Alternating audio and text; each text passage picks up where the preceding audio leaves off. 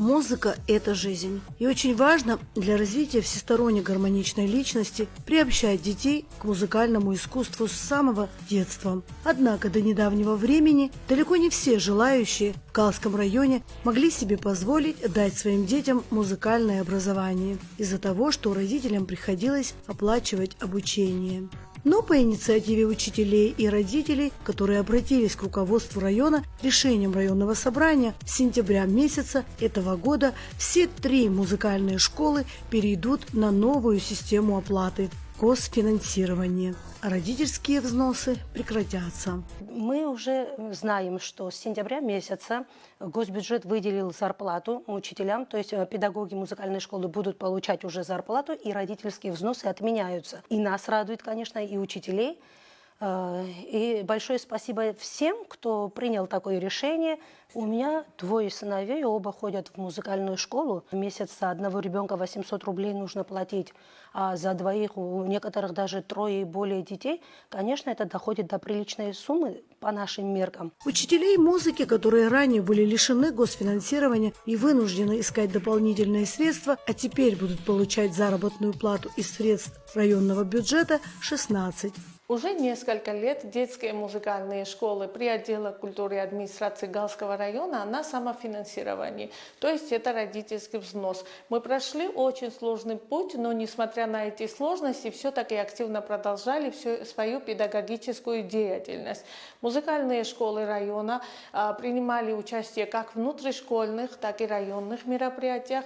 Особенно хочу отметить детскую музыкальную школу имени Рождена Гумба, которая уже несколько лет принимает участие в республиканском конкурсе имени Алексея Чичпа.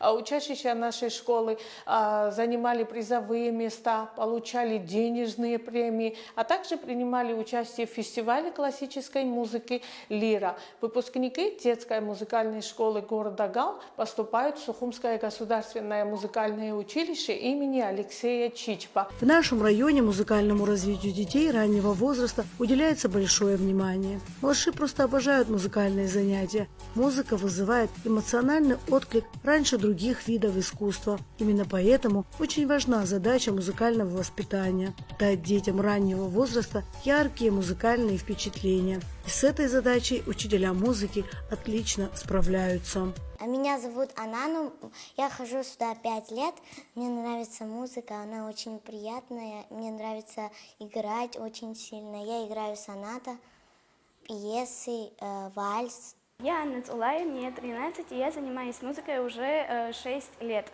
Я участвовала в республиканском конкурсе имени Чичпа и стала дипломанткой. Играть на фортепиано для меня одно удовольствие. Меня зовут Амелия, мне 8 лет, я 3 года занимаюсь фортепиано. Мне нравится играть фортепиано. Яркая и красивая фортепианная музыка вызывает у ребятишек эмоции, вводит их в мир прекрасного. Малыши с большим удовольствием не только слушают, но и поют песни вместе с музыкальным педагогом. Это и есть основа эстетического воспитания, способствующая гармоничному развитию ребенка. Стоит отметить, что юные музыканты уже не раз становились лауреатами всевозможных конкурсов и фестивалей, прославляя Калский район. Анжела Белава, Илона Микава, Борис Цацула, Гал Медиа.